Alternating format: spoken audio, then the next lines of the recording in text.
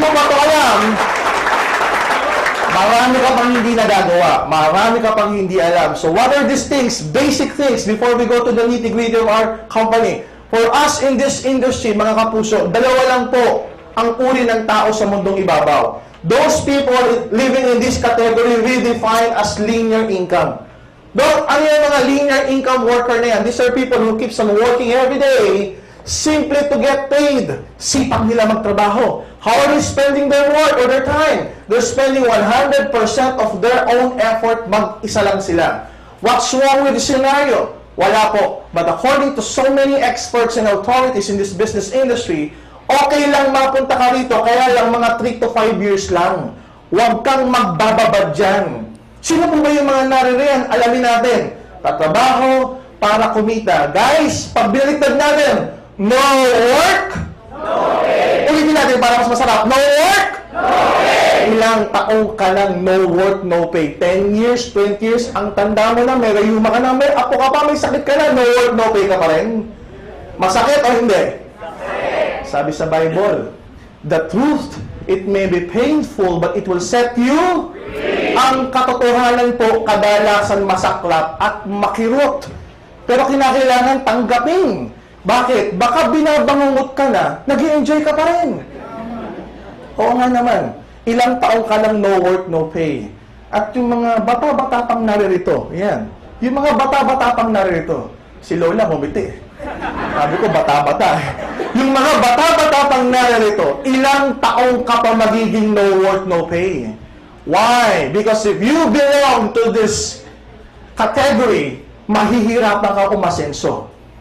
True, kahit masipag at matyaga, kahit professional, kahit matalino ka, as long as you end up in this category, mahirapan ka umasenso.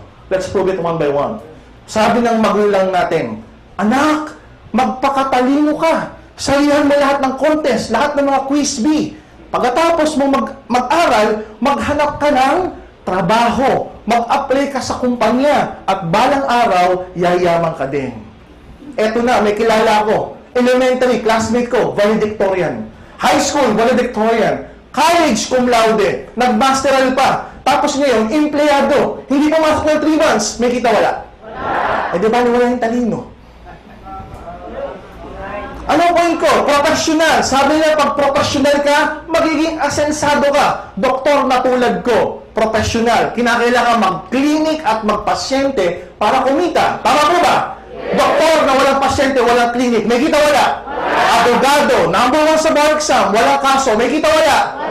Uy, magising ka sa katotohanan. Professional na nga, hirap pa. Paano ka pala hindi professional? E di mas mahihirapan ka. Tama mali?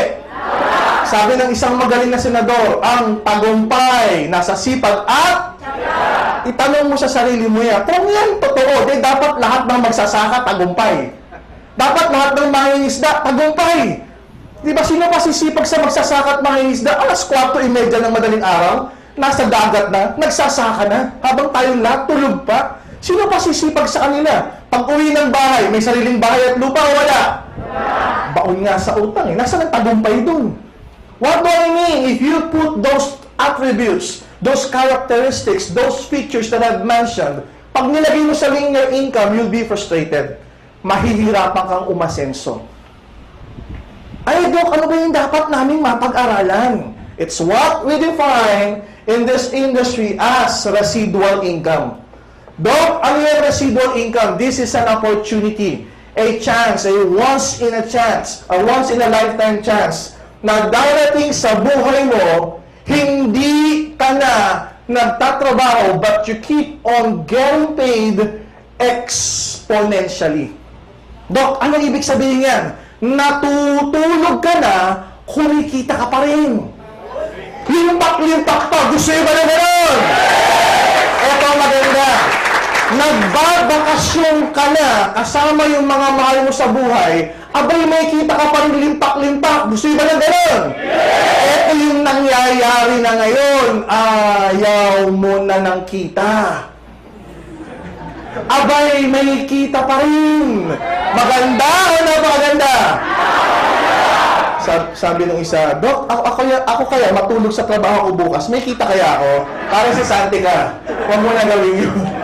So yung iba nagtatanong, Dok, nakakashock naman yung sinasabi mo. Guys, kung ikaw shock, imaginein mo ako. 11 years ago, doktor ako, professional, postgrad, ang taas ng pinag-aralan ko. Tapos may isang taong hindi ko kilala. Sasabihin sa akin, Dok, darating ang time, hindi ka na nagkiklinik, wala ka ng pasyenteng tinitignan, natutulog ka na lang, kumikita ka pa rin. Imagine mo yung kasyakan ko na-experience na yun. Kaya kung ikaw nabibigla ka, mas nabibigla ako noon.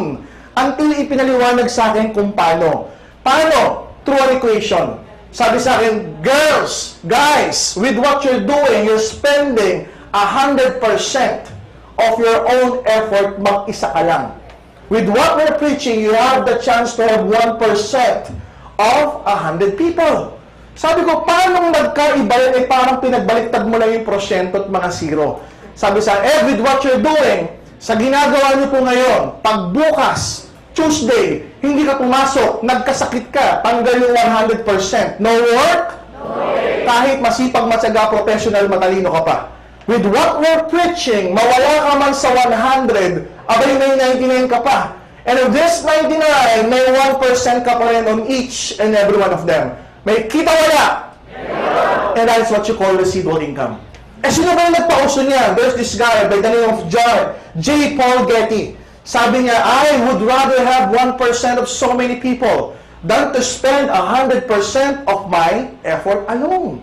Sino ba si J. Paul Getty? Siya po yung kauna-unahang bilyonaryo sa United States of America. In short, naging bilyonaryo po siya, pesos, dollars. Siping nyo, naging bilyonaryo in dollars. At siya rin nagsabi, if you, sabi kasi ng iba, baka kaya nakikita ng ganyang kalaki, kinakailangan, million din yung ilabas mo.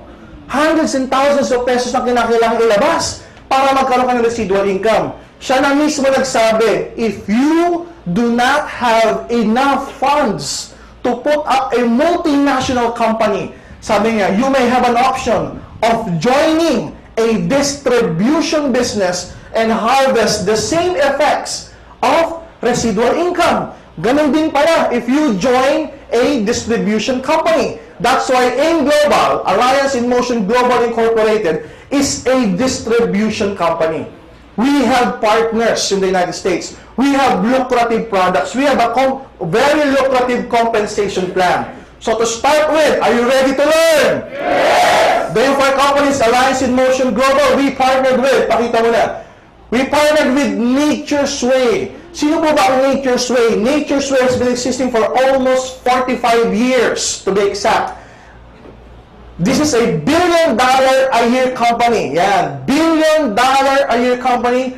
All of their products are medically proven, scientifically researched. There are more than 200 medical doctors, scientists, herbalists, researchers developing, formulating new product lines.